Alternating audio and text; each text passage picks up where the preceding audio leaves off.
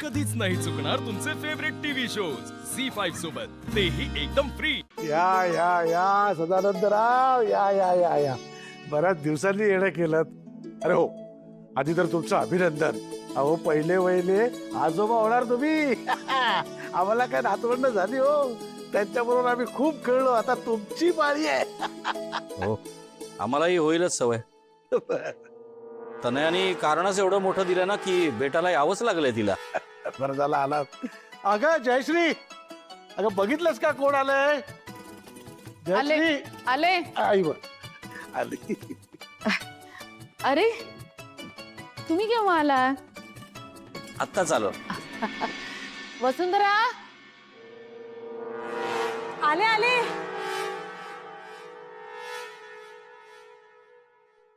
जरा चहा पाण्याचं बघ। विशाखाने आली?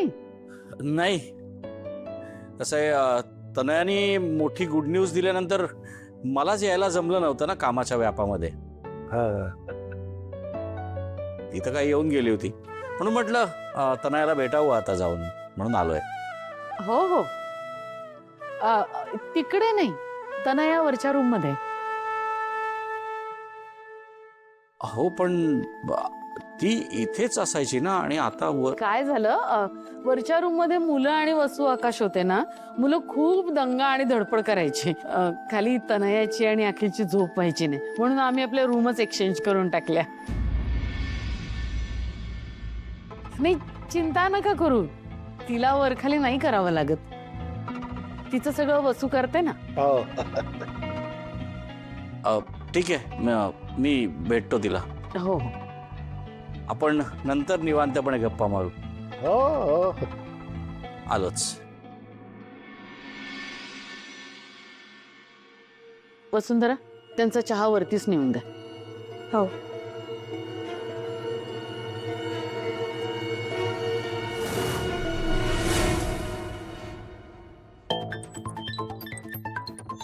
डॅड तुम्ही? तनया, आम्ही तुला भेटायला नाही, समजवायला आलोय।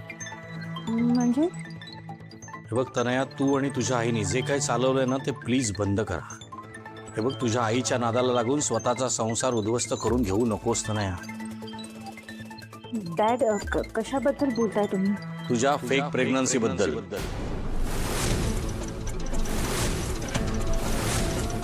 हो, तुझ्या आईनेच सांगितलंय मला सगळं। मम्मा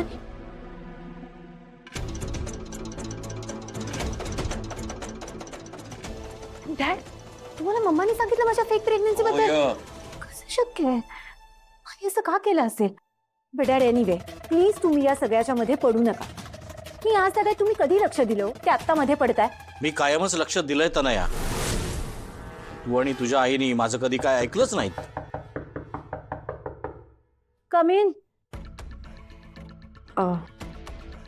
चहा। थँक्यू। मी थोड्या वेळाने घेतो, तिथे ठेवता प्लीज।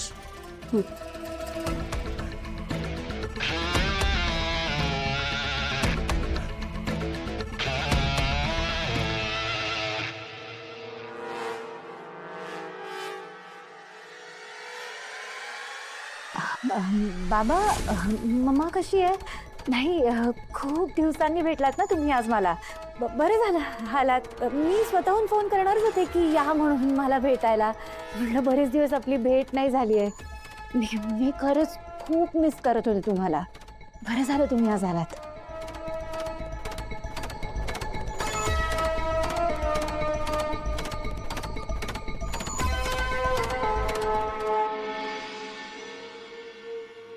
नाही ग तनया, खोटेपणा करून ना आयुष्यामध्ये कधीही काही मिळत नाही। आणि तुम्ही मायलेकींनी तर चक्क फेक प्रेग्नन्सीचं नाटक केलंय। अगं, तुझ्याकडची गुड न्यूज ऐकून तुझ्या कुटुंबाला किती किती आशा लागून राहिली आहे तुझ्याबद्दल।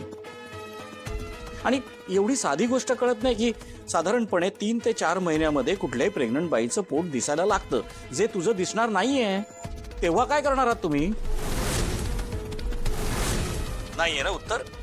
केवळ तुझ्यावरचा राग कमी व्हावा किंवा तुझ्यावरती कामं जास्त पडू नयेत म्हणून तू हे फेक प्रेग्नन्सीचं नाटक केलंयस, हे तुझ्या घरच्यांना कळेल ना, तेव्हा त्यांची काय अवस्था होईल तुला माहितीये?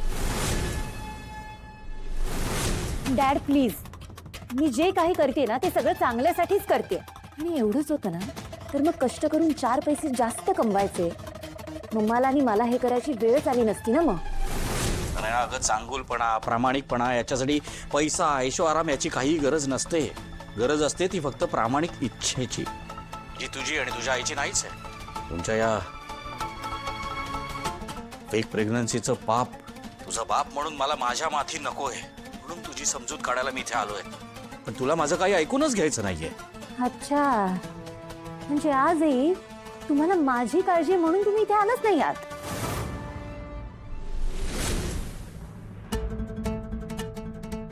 तनया, अगं मी हे जे काही आत्ता बोललो, जे काही तुला समजवण्याचा प्रयत्न केला ना, ते तुझी काळजी वाटते म्हणूनच ग. पण तुला ते कळत नाहीये ना, हे माझं दुर्दैव आहे. असो, ठीक आहे, तुझ्यासाठीच आणलं होतं. गुड न्यूज दिलीस ना एवढी तू. काळजी घे.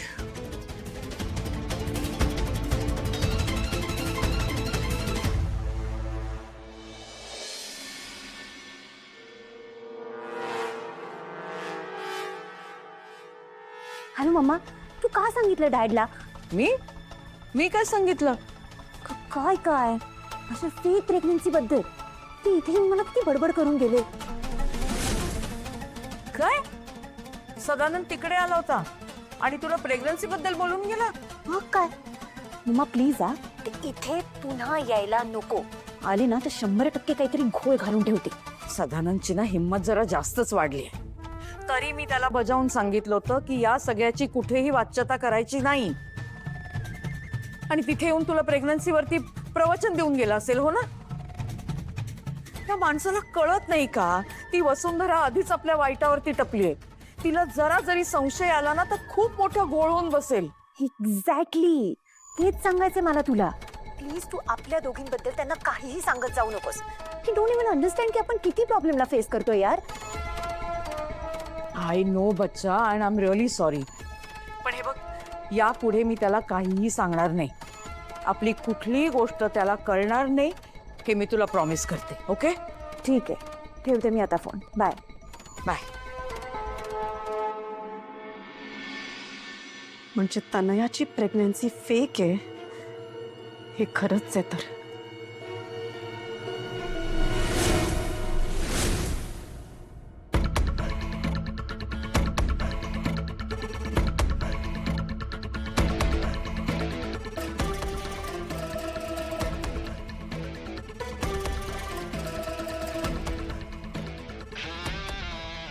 I am sorry.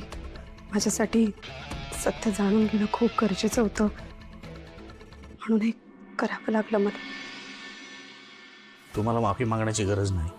तुम्हाला हे जे काही सत्य समजलंय तनयाच्या फेक प्रेग्नन्सीचं, त्याचं काय करायचं ते आता तुम्हीच ठरवा. कारण मी तर माझ्या बायको आणि मुलीसमोर पूर्णपणे हतबल आहे. मी आता फक्त एकच करू शकतो. तनया आणि तिच्या आईमुळे तुम्हाला, तुमच्या कुटुंबाला जो काही त्रास होतोय ना, त्याबद्दल मी फक्त तुमची माफी मागू शकतो. माफ करा.